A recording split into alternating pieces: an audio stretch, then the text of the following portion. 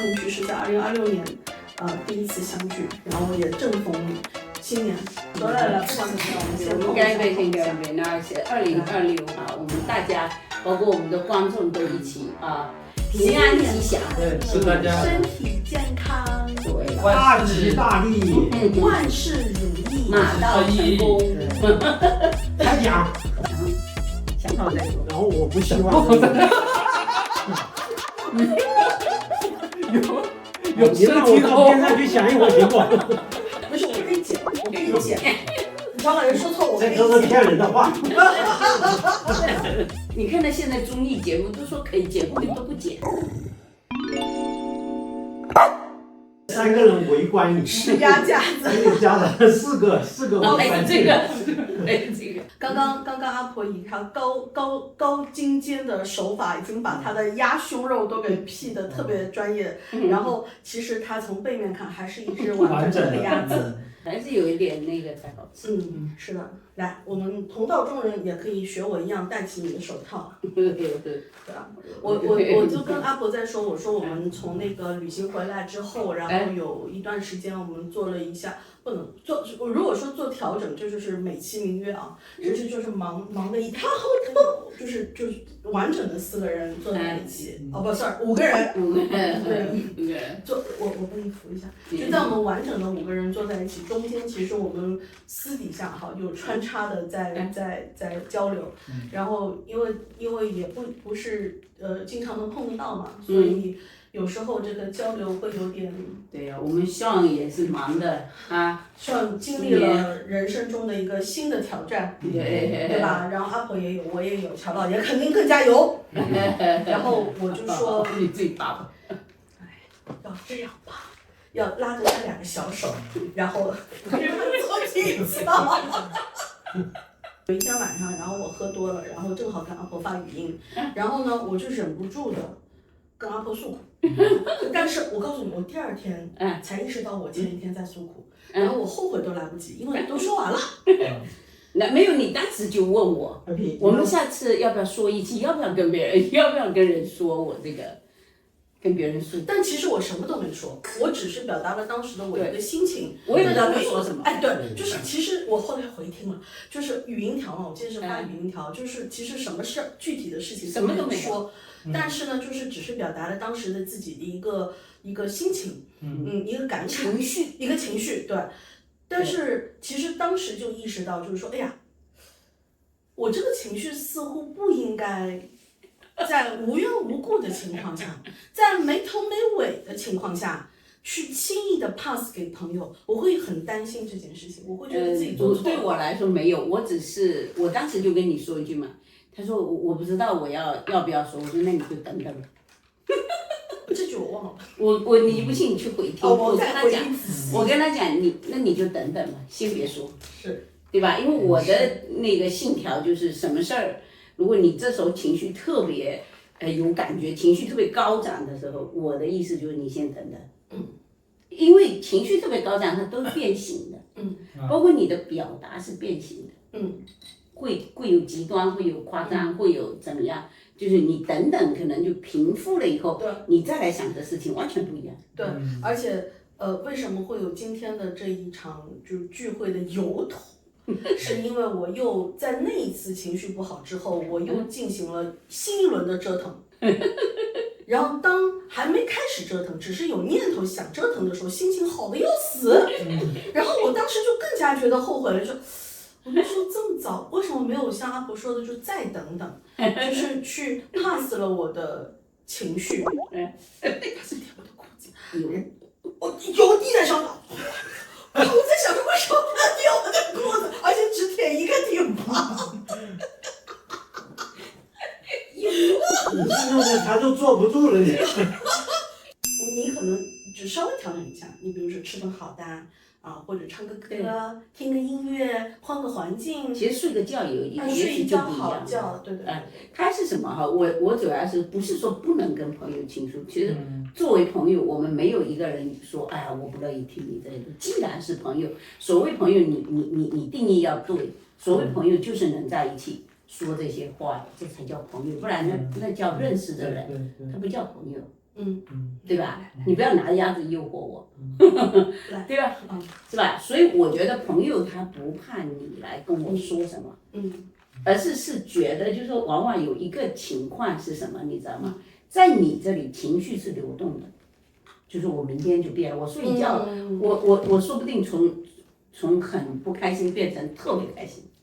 但是在朋友呢，他不一定会流动，是，因为你给我的我的你印象 pass 出去了，然后我就是你悲伤，你就是那不开心一刻的啊，所以我为什么说要等等？为什么我被定格我的那一想到刻一，件很搞笑的事情，我看上他我就想起来，就比如说有个什么不高兴的事情，然后也是同样，比如说不是对找他说了一下，说完之后呢我就忘了，对，他憋了2天，但他就定格在那，对，然后2天之后他说，要不要过来看看？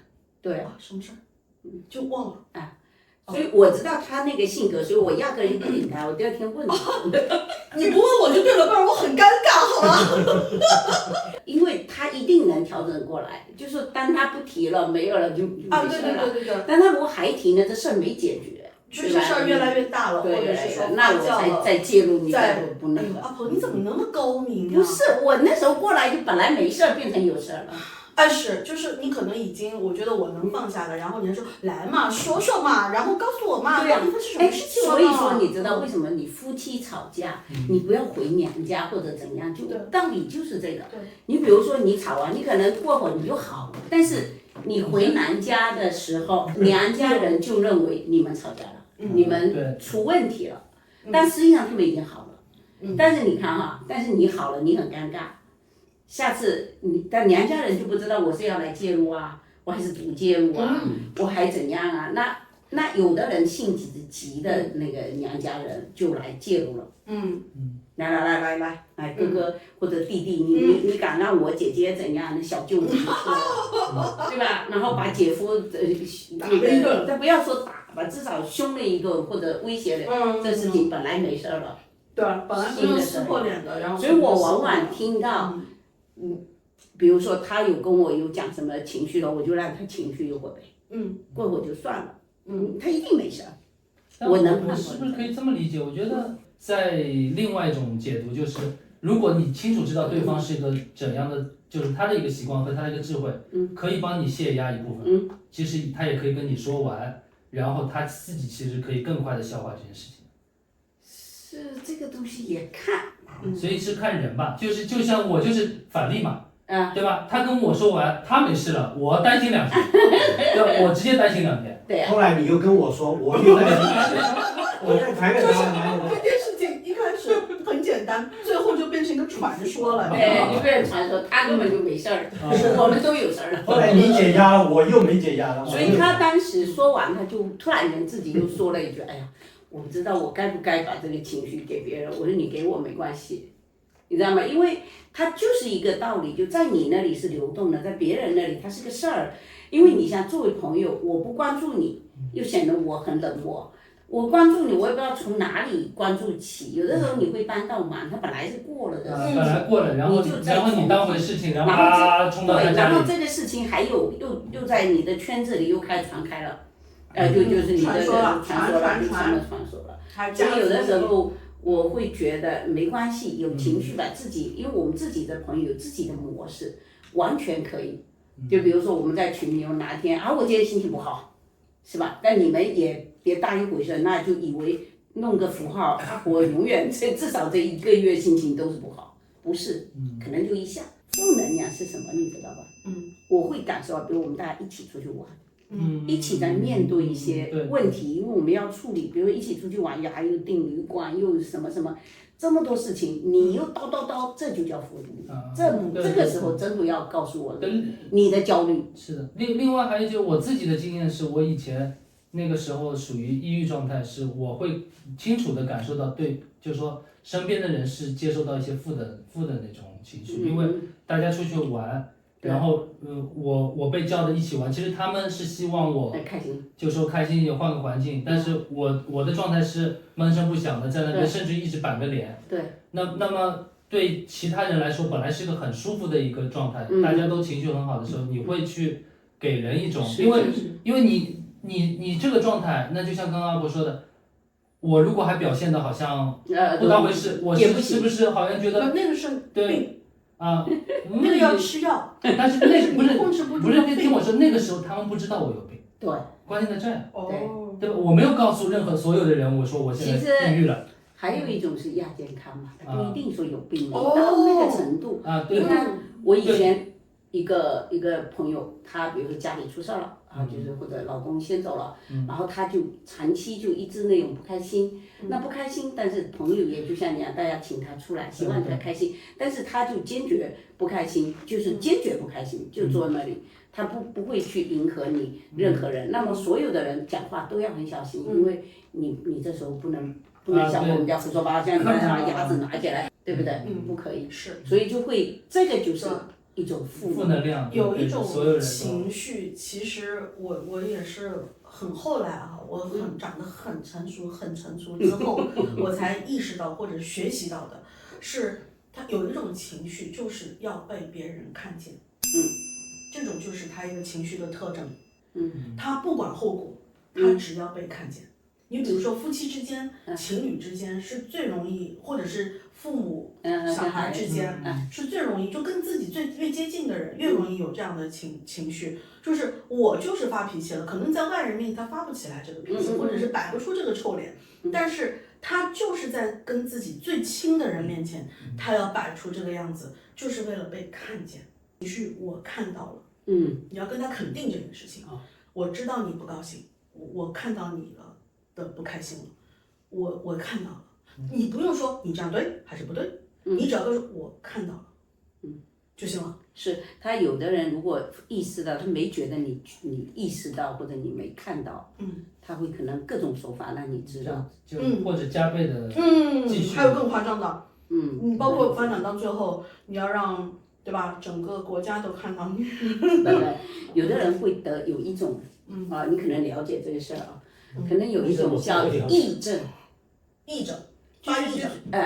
就是那种，就是他会自己觉得晕啦，自己觉得我不行啦，就是在这个时候会发展到这种情况。我不知道这不是医学的专业的，但是我见过这样的。对心理上的一种暗示会变成这种。就是我晕，你把我气晕了，真的晕了。年轻都有过这样的情绪，希望别人看到我的情绪。你们知道有没有？有没有？你不能你从小孩子本身就是天性就是这样。对。哪个小孩不是这样的？所以为什么逆反？逆反。我觉得跟年纪没有关系啊。是吧？只是有一些他知道在这个场合我得忍，就长大了。那小孩不知道在这个场合。对，但是所以我说天性本身是他是要想让人家知道的，对吧？你说那些夫妻之间，因为一些事情唠叨，因为一些事情，比如说生气发脾气。就是怨妇的变怨妇，对吧？然后就是男的怎么样，咱们就不说了。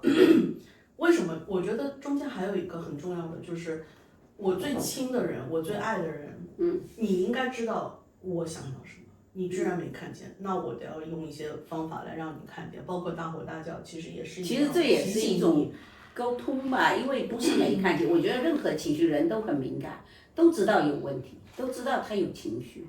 怎么会不知道？装着不知道，只是说他不知道怎么去面对，他不知道怎么那个，他就会装着。只是不知道这个情绪的重要性。对，有很多其实他还不知道解药是什么或解法什么。那你还会觉得说，就说，哎，你看，你现在越来越像个泼妇了。对吧？然后或者是我们曾经聊过这个话题，老婆会觉得说，我老公越来越懒了。越来越家里什么事儿都不干了，其实老公是馊东西了。我印象很深的，这个我印象很深的，对，我只是觉得哈，就是说你看见了，就刚才讲了，这个时候就是表达一种看见。我自己个人觉得哈，就表达你不要去加，你就是什么。其实最大的问题后面就是你看见了也没用。是啊，阿婆你说就最好不要后面不要加你是什么，你就是什么，你老是这样，你总是这样。你有多少人能忍得住后面半句？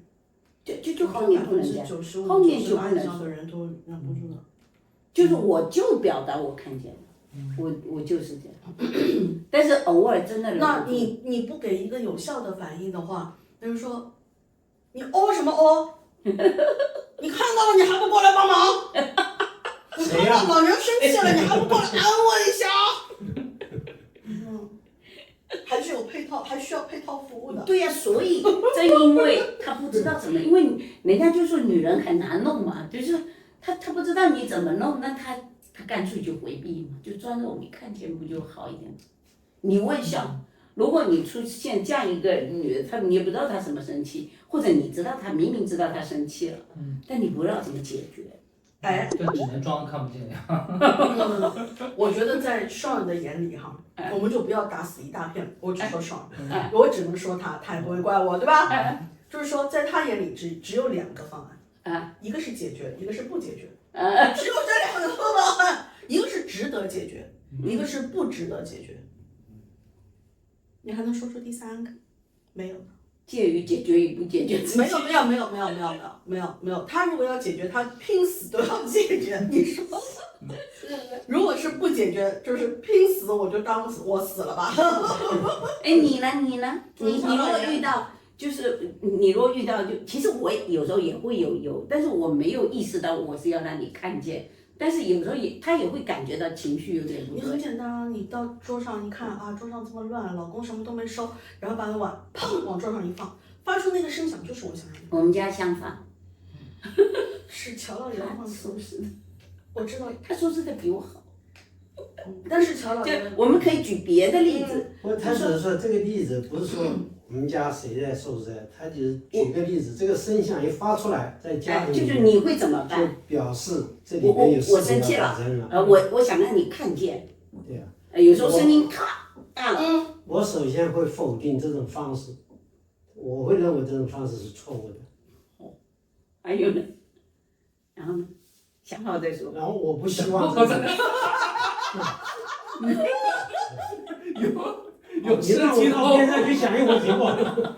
来，乔老爷继续，乔老爷继续。对，一般来说，至少从我这本院上，我是不会纵容这样的情况的，继续的，或者是多次的发生。我是希望这种事情能够改变。讲完乔老爷，我讲的就是这个意思。乔老爷不觉得，就是乔老爷认为他的人生中，他的生活中不应该、不可以、不允许、不存在这最好样的现是不要象。有这样的事情。你看，是人跟人是不一样。乔老爷，你有没有觉得就是说，我不舍得对那个人敲桌子，或者是做那样的警告？你需要看到我的警告，我就跟你说这是种警告吧。我不舍得对那个人做这样的警告。懂你意思，就是他都不舍得发生看到这一幕出现。他不舍得对方，因为他就是说，有一些人，包括我自己在内吧。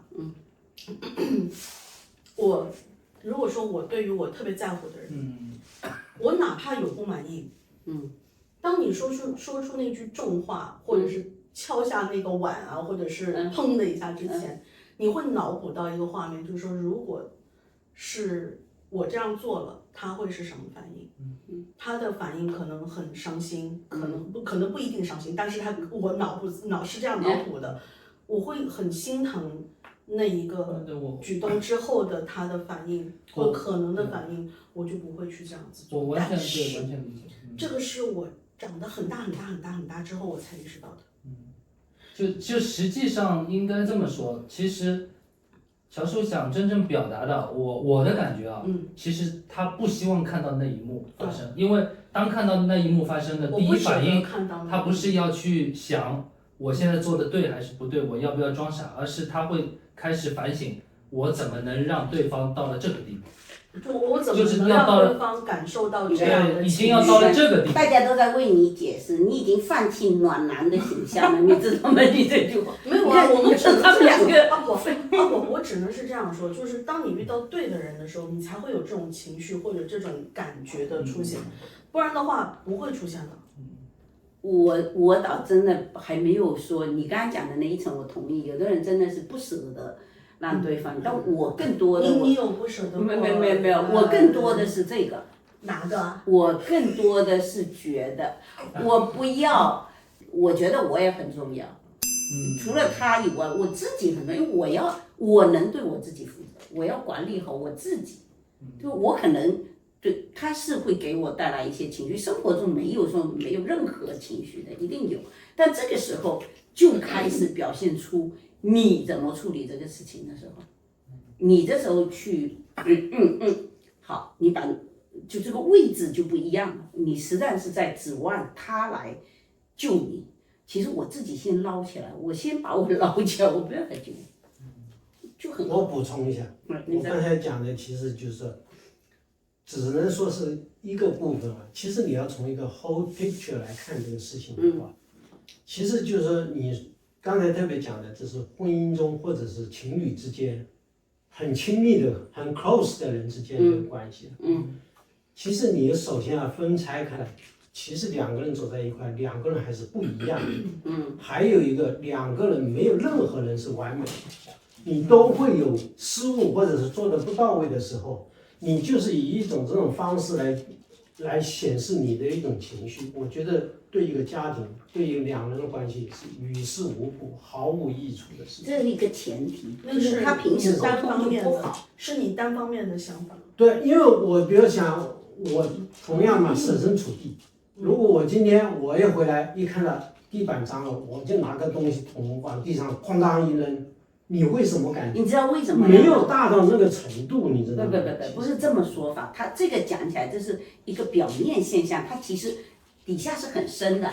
就是说，比如说为什么他看到地板脏了，他要扔桶？那是因为你长期不干，已经形成了一种成见了。对，它是一个成见。他不是因为，就是说你被你讲的，比如说你要吵架前，你看就回来吧，不就地板没洗吗？他就摔桶，你看简单吗？真的，其实不是那么简单，有时候就是长时间的一个积累。那因为你每天我现在的做法就很简单，趁他出去玩的时候，我拿起那个吸尘器就给他吸一遍。其实你又当然锻炼，事情解决了，他也没看见，事情做完了，家里的事情就这么简单。对，因为我们之间它不存在这个嘛，因为大家都会去扫啊，都会做整理，所以它不会因此这个点发。但我说的，它不是说这个点，可能还有生活还有别的点，都是因为长期的一个积累。真的是已经形成一种潜意识里面的一种不良的看法，对，已经潜藏在心里。对，所以就一有机会，他会或者有意识无意识就表现出来。对，哐当扔个扫把，哐当扔个对，其实它是一个你要去追究这个事情的源头是什么，倒不是说，就是你刚才讲的允许还是不允许这个事情。源头我理解就是你不管是什么事吧，就举个例子，你看不惯对方的对待人的一种态度。对，这种态度就是说，其实是不一定是对错，就是你对他的这种态度，比如说你觉得他太老实，怎么对谁都这样，都是老实巴交的，对吧？只会吃亏。你再为他好，你说了一遍，他可以，他如果跟你讲清楚，我是怎么人，我怎么样，说不定还能够把这个事沟通清楚。他今天就是告诉你说啊，我知道了，我下次不会了，或怎么样了啊，我以后会注意。但是他反复一直是这样，然后你就开始来情绪了。等他下次再跟人这样的话，你可能当场就发飙了。特别是利益绑定之后。对，对，你看我们这个话题从一开始就是说找朋友诉苦啊，发泄一下情绪啊，然后可能会不会给朋友带来一些负面不好的，或者是什么有什么不良的后遗症啊，自己又担心啊，讲到就是真正的情绪了。你就是其实你这个还是要慎重。我觉得你跟朋友那个你要确认这是你朋友啊，因为你看是你没有了，你只是说比较认识或者你认为那个朋友，那这不就成为人家其实你已经根本没事儿了，但是人家当这一个事儿，同样的，哪怕是很好的朋友，也要看是什么朋友。对呀，也还是有区别的，我觉得。对呀，对，我觉得是有区别。交情、朋友的性格、朋友处理事情的能力，他对于事情的接受的能力，对呀，分析的能力，我觉得哇，这个好难啊，那还不如自己解决吧。就是能自己解决还是自己解决，不是说朋友不愿意接受这个东西，因为自己解决，因为你知道前因后果，所有情绪来源，以及我自己怎么调整，因为最后是不是我好了，我是不是舒服，都是自己能 handle 的事情。你交给别人，你很难，因为这事情已经就变成把这个交给他了，对，因为这东西都在。你记不记得我之前有分享过，就是我上一次回国的时候，我就是一个发小吧，算是中学的同学，家里面出了事情了哈。在我看来，我是他，我可能就要考虑跳楼了。然后他跟我讲的版本，诉苦的版本，跟别人讲的诉苦的版本是有不一样的。我们越熟，或者是交情越老，他可能可以讲给我的只是一个面。对呀，这个面是他根据我的情况进行过修饰的，根据你们之间的交往。对，如果说我还是比如说很年轻小的时候哈，中学的时候刚认识他那一会儿，我可能就会不顾3七21的冲上去开始帮他解决各种难题。对啊，有的时候你帮到忙的概率很高，问题还帮不上，你哪怕帮正忙，你也没有这个能力帮。提供什么情绪价值 only 我支持你，是吧？但有时候人家需要的朋友也就是一个支持嘛，你就是你理解我，你知道我。大部分都是情绪。但是你看但是你看大部分的人出现的那个姿态还不是那个姿态，那个姿态就是我要感觉自己被任命了某种使命，要变成一个救世主，就是来。我帮你想想办法，我看看还有什么别的办法可以啊，然后你别怕，有我在。这就是平时你的能量，就是你吸引来的就是这种能量嘛，因为你就平时两肋插刀的形象，然后你是不是人家这时候就找你了嘛？谁叫你两肋插刀了？那有时候肯定找你啊。你说为什么说我们说年纪越大，社交圈越小？就有很多的就是你可能有一天你不知道什么时候先得罪了第一批。对，完了你又放弃了第二批，然后又回避了第三批，然后又交不到第四批。关键在这。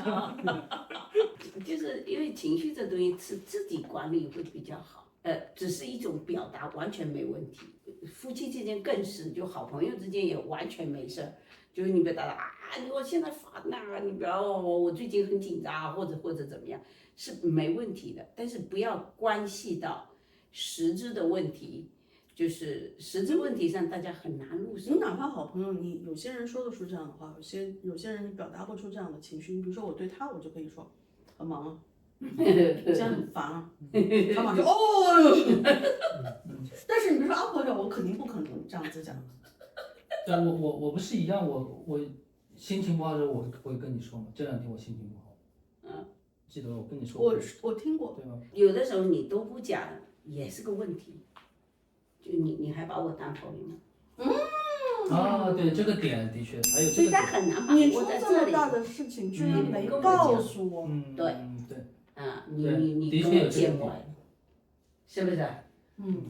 所以说我就觉得这个情绪跟情绪汇报，为什么你看你有的朋友说，跟他讲的版本跟你讲的版本不一样，除了你们之间原来的他要按照这个模式，就是来形成这个版本以外，他也许在这个中间他变了，他自己的情绪开始变了。这也不一定，他有时候跟我说完以后，他忘了。结束了嘛？对呀，然后再跟他说，那情节有一些对不上，那是有可能的。我突然想到一个，就是什么，就是你没跟他说，但是在某些人那边，不是你要跟他说，而是一种特殊的情况下他知道，然后你也没否认，对。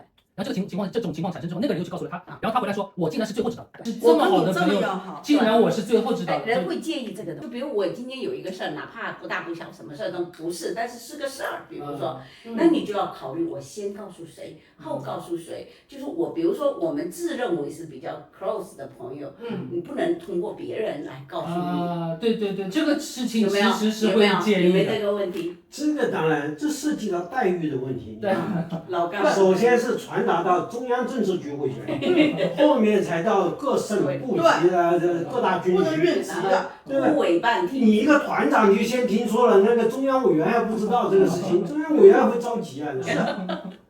所以这个还是有技巧。但其实人在社交当中，他是有他的一些规律的，有一些道道，有一些，而且有些对有些东西啊，就是说实话，它不是懂不懂这个道理，而是情绪的一上来的一种感受。对，它是一种没有道理的东西。这就叫社交，因为社交它为什么很多人就是会说，哎呀，我减少社交，就是因为你脑袋不够用。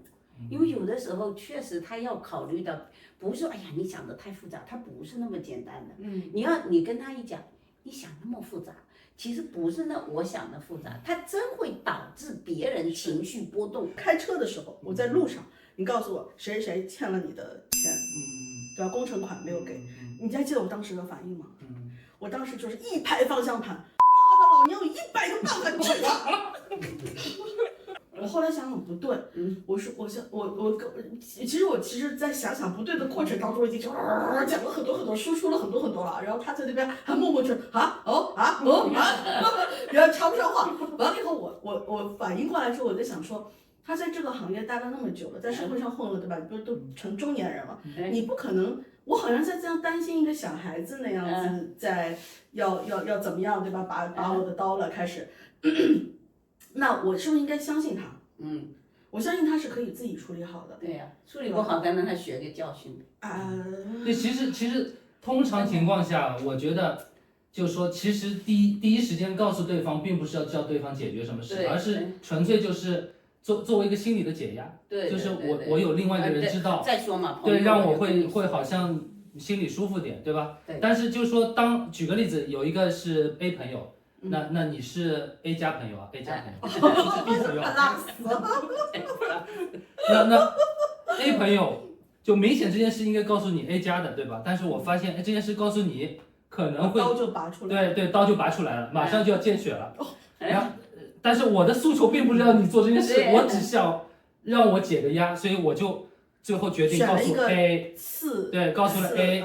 但是有一天 A 不经意告诉你了这件事。这个时候，然后我就变成要被拔出了2把。这个家伙，反正我跟你讲，你要跟讲乔野插不上话。乔野为什么呢？乔野，我不干这个事儿。他想不到那么讲，就他觉得我不告诉就不告诉，我想告诉谁就告诉，就他不会考虑到就是说亲疏远近或者怎样，他没有考虑。因为乔老爷的社交简单。对，太简单。对，就是直走直线，只有 A to B，that's it。对，因为脑袋的回路不好，我现在还是1600纳米的那个芯片，那你们现在都3纳米的。所以这个也是。对，他为什么要找老婆呢？就老婆至少给他，咱们这样行不行？好，就有一个支流。对，可以有外循环。对，是吧？那我觉得过度的社交对我来说是毫无意义的，所以我不去想这些东西。但你看啊，像这种 only A to B 的，往往会被人误解。对，是，他就觉得他很难，就觉得很难接近啊，或者很难怎样。对啊。看他笑嘻嘻的，但是就是。对啊。但他实际上他是一种，其实一种就我讲的，就我一直说我们俩有社交恐惧，其实上是这样，因为他不想去考虑多一环，就我们刚才会考虑如果我不告诉他会怎样，他就觉得这个对他来说是特别难过的事情。断舍离嘛，其实不是东西的最该的是这种，就是无效的社交的断舍离，无效社交。这个事情，我觉得我们在这儿说就是很空，你知道吧？就是因为只有能感受到过它的利和弊的人，而你选择的是断舍离的那一边，才会感受到，大部分人其实还在坚持他的社交牛逼症。我觉得我没有觉得不好啊，就像前2天。我跟一个朋友在聊到就是生命的意义，因为鲁豫有意思的，这个是鲁豫有一个鲁豫不是现在开一个特别长的一个访谈嘛，一下子3-4个小时那种，然后他其中有一集采访谁，那个老太太我不认识哈，但是他的主标题我还是印象很深的，就是人生有意义吗？人生是没有意义的，本来就没有，人生的意义是你给他的，对啊，才是你的人生的意义。你看你给他啥？